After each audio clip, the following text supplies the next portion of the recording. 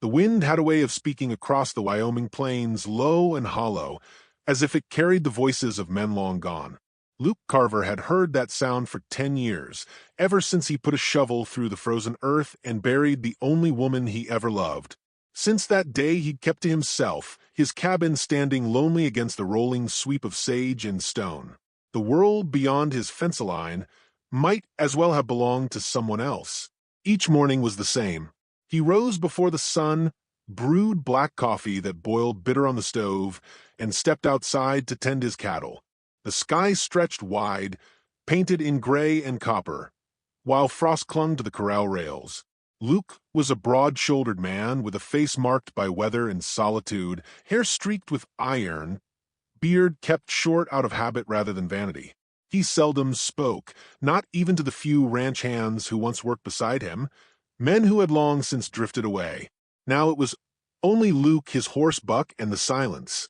Neighbors in town still spoke of him, though few dared ride out to visit. They said the years had hardened him, that he'd built walls so high no soul could climb them. Some whispered he was cursed, that sorrow clung to him like the dust that never seemed to leave his boots. He didn't mind to talk. Better that they keep their distance.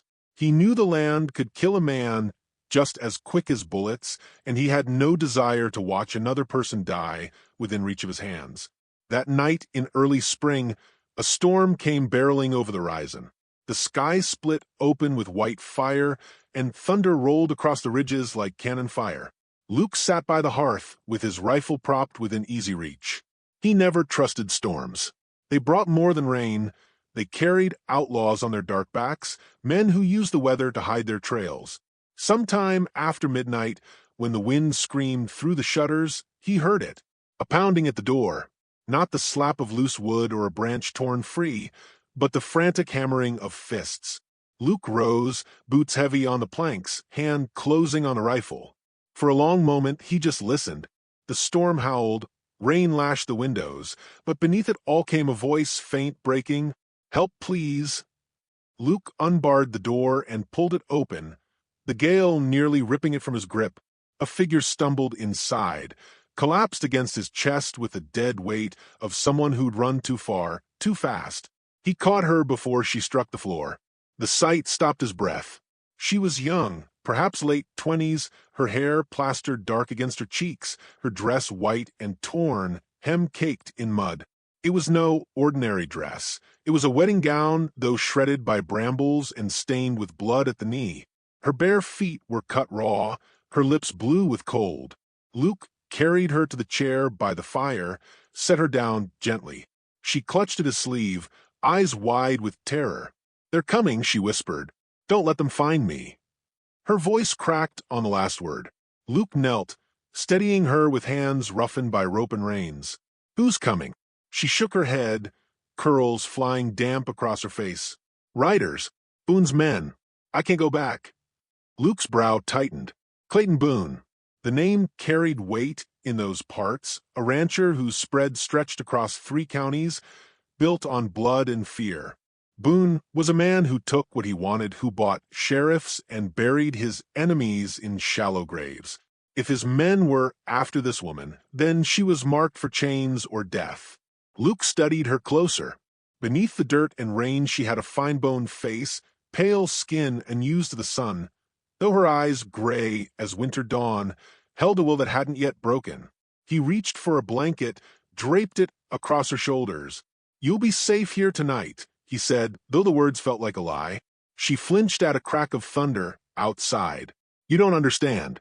They'll kill you if they know you helped me."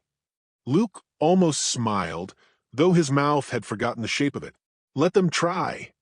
He poured her coffee, hot and bitter, watched her wrap her hands around the tin cup to draw warmth. The fire threw light across the cabin walls, revealing the depth of her exhaustion. She sipped once, twice, then told him the truth. Her name was Evelyn. She had been promised a marriage to Boone, not for love, but for debt. Her uncle had traded her like livestock to settle what he owed. She had stood in the church that morning, veil heavy on her head, Boone's hand crushing hers, the preacher's words droning like a funeral bell. And then she had run. bolted out the back, down the road, through fields and rivers, never stopping until her feet gave out beneath the storm. As she spoke, her hands trembled so violently the cup rattled. Luke took it gently from her, set it aside. "You ran hard," he said. "Not many would have made it this far." "I won't go back," she whispered. "I'd rather die out there than live in his house." Luke felt something stir inside him, something long buried beneath guilt and silence. He thought of his wife, Mary, her face in the lamplight, the last plea in her eyes before fever stole her breath. He had failed her once, hesitated when he should have ridden for help. That failure had chained him to solitude for a decade. Now here sat another woman, trembling, cornered, asking for his help. Hoofbeats thundered faint in the distance. Luke stiffened. Evelyn's eyes widened in terror. She clutched his arm. "They've found me," she breathed. Luke rose, crossed the cabin, and lifted his rifle from where it leaned by the door. He checked the chamber, the motion practiced, sure. Then he doused the lantern so only the fire glowed. The storm outside masked most sounds, but the hoofbeats grew clearer, riders moving slow, searching. Evelyn pressed herself against the wall, every breath ragged. Luke glanced at her, then at the rifle in his hands.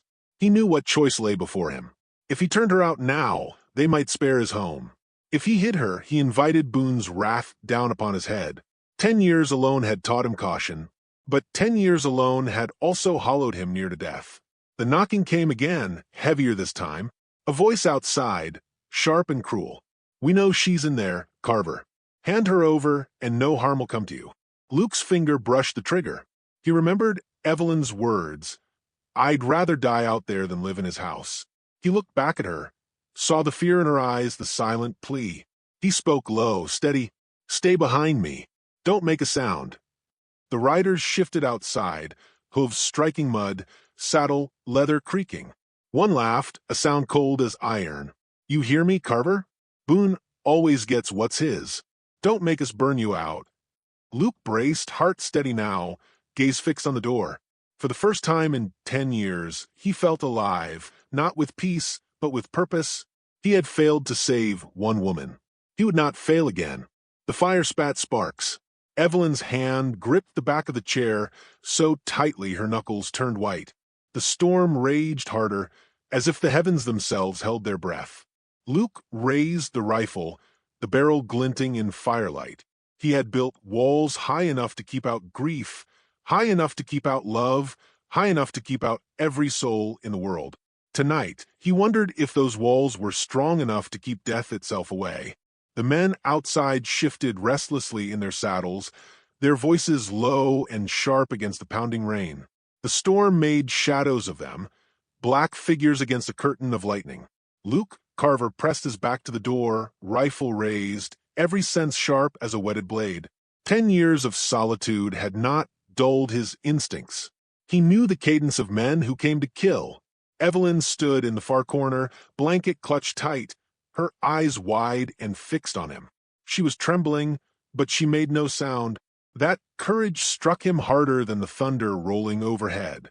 A voice barked again, deeper now, carrying the weight of authority. "Carver, don't be a damn fool. Hand the girl over and live to see tomorrow." Luke shifted his grip, spoke through the wood, voice cold as the wind. "I don't hand over folk to wolves." The reply came quick and cruel. "Then you'll die with her." A crack of lightning lit the yard. In that brief flash, Luke counted 4 riders. Hard men, guns strapped low, faces hidden under slick hats. Boone never sent anyone soft. The first shot shattered the night, splintering the doorframe inches from his head. Evelyn let out a cry. She bit down quick. Luke shoved the table over, dragging it before her as cover. Then he swung the rifle up and fired. The report shook the cabin, smoke thickening the air. Outside, a man screamed and a horse bolted. Chaos erupted. Gunfire tore into the walls, wood raining splinters. Luke fired again, dropped one shadow where it stood. The others scattered wide, circling. They weren't ready to storm the cabin, not yet. They'd test him first, wear him thin. Evelyn crouched low, clutching the blanket, her face pale, in the firelight. Luke reloaded with steady hands, though his pulse thundered.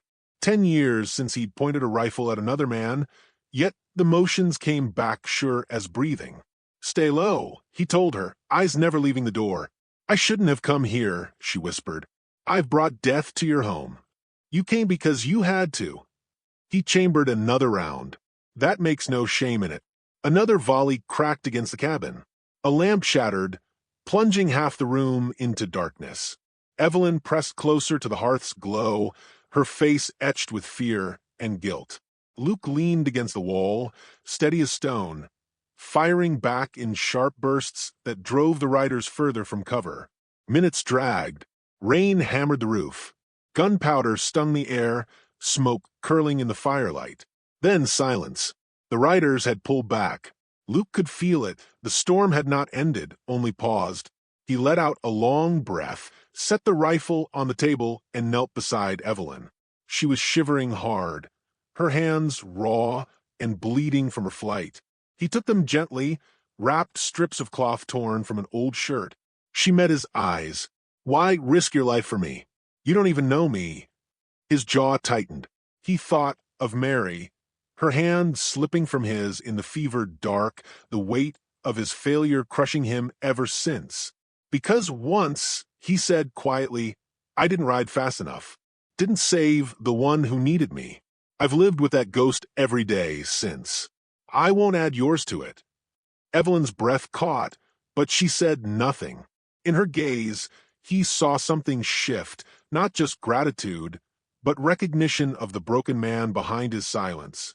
The night stretched thin, but they did not sleep.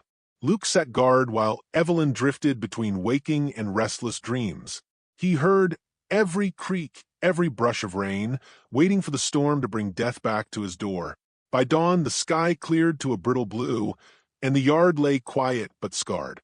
Blood stained the mud where Boone's man had fallen. Luke saddled Buck, packed what food he could carry, and loaded the rifle with the last of his cartridges. Evelyn watched him with weary eyes, dress still torn, hair tangled but defiant. "You're leaving," she said. "We're leaving," Luke corrected, her brow furrowed. "I can't ask you to." "You didn't ask." He cinched the saddle tight. "Boone won't stop. He'll send more men, and this cabin won't hold against fire. Best chance we've got is the mountains."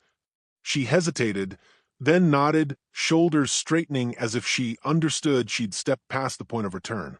They rode hard across open country, the morning sun glaring off wet earth. Luke kept a wary eye on the horizon. Evelyn clung to the saddle behind him, her arms around his waist, grip unsteady but resolute. She had never ridden long in her life, he could tell by her shifting weight, yet she did not complain. The land unfolded wild before them, rolling grass broken by stands of pine, ridges rising like jagged teeth, rivers swollen with storm water. Each mile carried them deeper into danger, yet also further from Boone's reach, at least for now. Near midday, the sound of riders drifted on the wind. Luke reined Buck into a gully thick with brush. Evelyn stiffened, pressing close, her breath shallow. For men rode past the ridge above, scanning the land, rifles glinting in the sun. Boone's dogs had not given up. They waited long after the hoofbeats faded before moving again. Evelyn gripped his arm once, tight, her gray eyes flashing both fear and trust. Luke felt it burn through the walls he had built, unsettling and fierce. By evening they reached the river. It roared wide and violent, swollen with rain, froth boiling over rocks. The only crossing lay ahead, a ford known to locals, but treacherous now. Luke studied the current, jaw set. "It's the only way," he said. Evelyn's face paled. Her feet were torn, her dress clung heavy, but she nodded. She was stronger than he'd thought, more iron than silk. They urged Buck into the water. The horse fought the current, hooves slipping on slick stone. Water surged high, drenching them both. Evelyn clutched Luke's waist, teeth gritted. Halfway across, Buck stumbled. Evelyn screamed as she slipped, torn from the saddle. The river seized her, dragging her under in a surge of white water. Luke bellowed her name, spurring Buck toward her thrashing form. He swung down, boots plunging into the icy torrent, and lunged. His hand shot out, caught her wrist just as the current yanked her toward the rocks. "Hold on." His voice tore raw through the roar. Her fingers slipped, nails digging into his arm. For a breath, it seemed she'd vanish beneath the torrent. Then he wrenched with all his strength, hauling her against his chest. Together they staggered back to the saddle, drenched and gasping. On the far bank, they collapsed on the grass, lungs burning. Evelyn lay trembling, coughing river water, hair plastered across her face. Luke pressed his forehead to hers, breath ragged. For the first time in a decade, his heart pounded not with grief but with desperate, stubborn life. She clutched his coat. "You saved me?" His voice was hoarse. "Don't make me do it again." Night fell as they camped beneath the pines. A fire crackled low, casting flickering light across their weary faces. Evelyn sat close, her wet dress steaming in the warmth, while Luke cleaned his rifle and listened to the wilderness. The howls of wolves echoed through the timber, long and mournful. She watched him in silence, then asked softly, "Do you ever stop blaming yourself?" He kept his eyes on the fire. "No, you should," she said. "The dead don't ask us to carry them so heavy." Her words cut deep. He met her gaze, saw no judgment there, only raw honesty. It unsettled him more than any gun pointed his way. Far off, faint but steady, came the sound of hoofbeats. Luke stiffened. Evelyn's hand went to her mouth, eyes wide.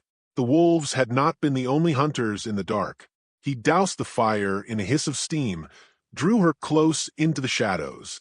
The night swallowed them, save for the thunder of horses drawing nearer, nearer still. The wilderness held its breath. Luke raised his rifle, finger firm on the trigger, while Evelyn pressed against him, heart racing. They had escaped Boone's men once, but here in the heart of the wild, with wolves howling and riders closing in, Luke Carver knew their trial was only beginning. The hoofbeats drew closer, echoing between the ridges like drums of war.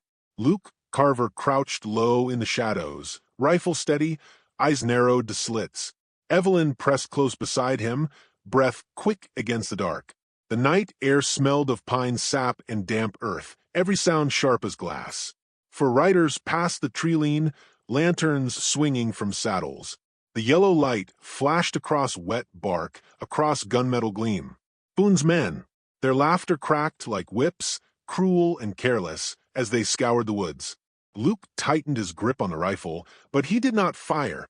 Ammunition was scarce, and they were too many. The riders moved on, hooves fading into the distance. For now, he lowered the rifle, whispering, "We move at dawn." No sooner. Evelyn nodded, though her hands still shook. She had not slept in days, and her body bore the toll. Bare feet, raw, dress torn, spirit driven near the edge. Yet she held her chin high, gray eyes glinting like steel struck against flint. By dawn, pale light spilled through the trees. Mist coiled across the ground.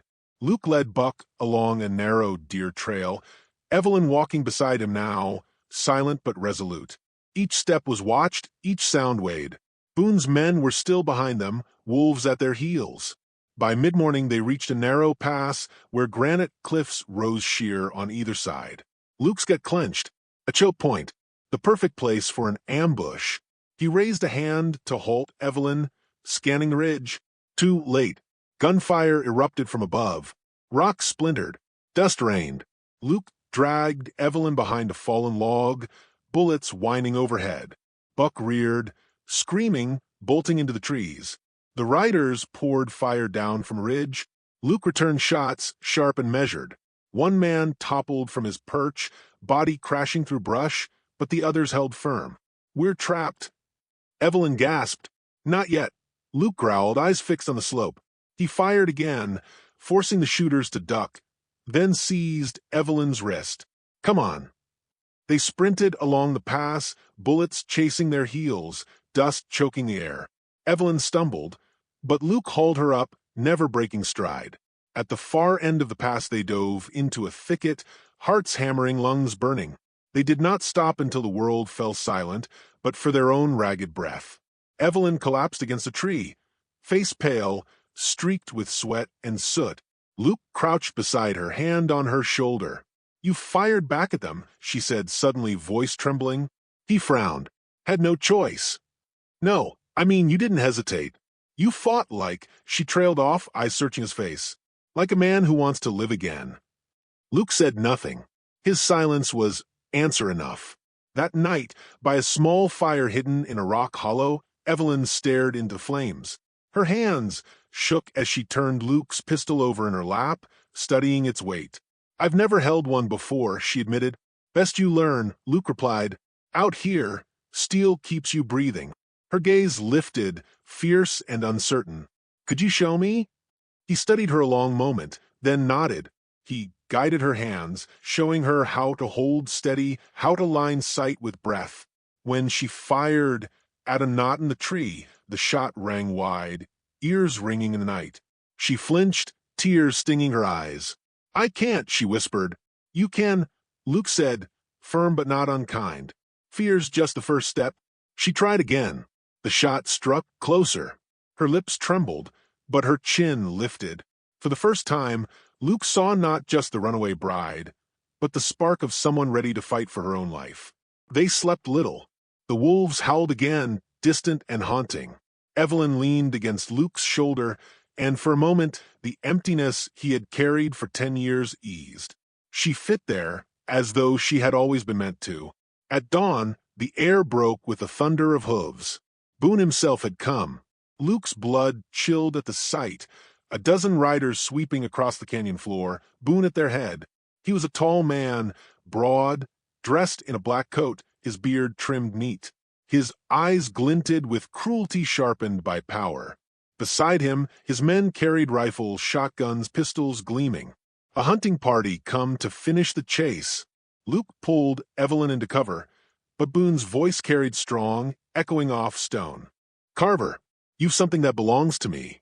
Hand her over, and I'll give you a quick death. Refuse, and I'll make sure you both suffer slow." Luke raised his rifle, jaw tight. Evelyn clutched his arm, whispering, "He'll kill you." Luke's eyes burned with something harder than fear. "He'll try." The battle began with a crack of thunder. Gunfire tore through the canyon, deafening, relentless.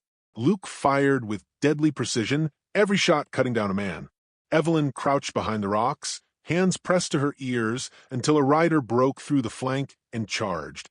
Luke swung too slow. The gunman raised his pistol, eyes blazing. Evelyn fired. Her shot struck the man square, throwing him from a saddle. The recoil jolted her. Tears sprang to her eyes, but she did not drop the gun. She had saved Luke's life. He met her gaze in that burning moment, and what he saw there stole his breath. Fear, yes, but also defiance. A woman remade by the fire she had been forced to walk through. The fight raged. Boone pressed hard, his men relentless. Luke fought like a man with nothing left to lose, though blood ran down his arm from a grazing shot. Still he stood. Still he fired, until bodies littered the canyon floor. At last Boone himself strode forward, shotgun in hand, voice booming. "You think you can stand against me, Carver? You're a ghost of a man. I'll bury you here and take what's mine." Luke staggered from cover, rifle raised though nearly empty. "She was never yours," he said, voice raw. Boone sneered. "She's bought and paid for. No woman says no to me." Evelyn rose beside Luke, pistol trembling in her grip. "I do." Boone's eyes narrowed. He swung the shotgun toward her. Luke moved first, shoving Evelyn aside as the blast roared. Pain seared his side, fire ripping through flesh. He fell to one knee, teeth gritted against the scream. Boone stepped closer, grinning wide, shotgun lowering for the kill. "Any last words, Carver?" Luke raised his rifle with trembling hands. One shot left. He met Boone's eyes, and in them he saw every ghost he'd carried, every regret, every failure. His voice came low, steady as the wind. "Not for you." The rifle cracked. Boone's body jolted, eyes wide, before he crashed to the earth still. Silence fell heavy as stone. The remaining riders, leaderless, scattered like leaves before the wind. Dust settled. The canyon echoed only with the ragged breath of the living. Evelyn dropped to Luke's side, hands frantic on his wound. "Stay with me. Please, don't you dare leave me now." His lips twisted in a grimace that might have been a smile. "You fight mean," he rasped. "You fight stubborn," she shot back, tears streaking her cheeks. "So, don't you give up." She bound his side with strips torn from her gown, pressed her hands firm to staunch the bleeding. He grunted, teeth clenched, but he stayed conscious, gaze fixed on her. In that moment, she was no runaway bride, no victim. She was his salvation.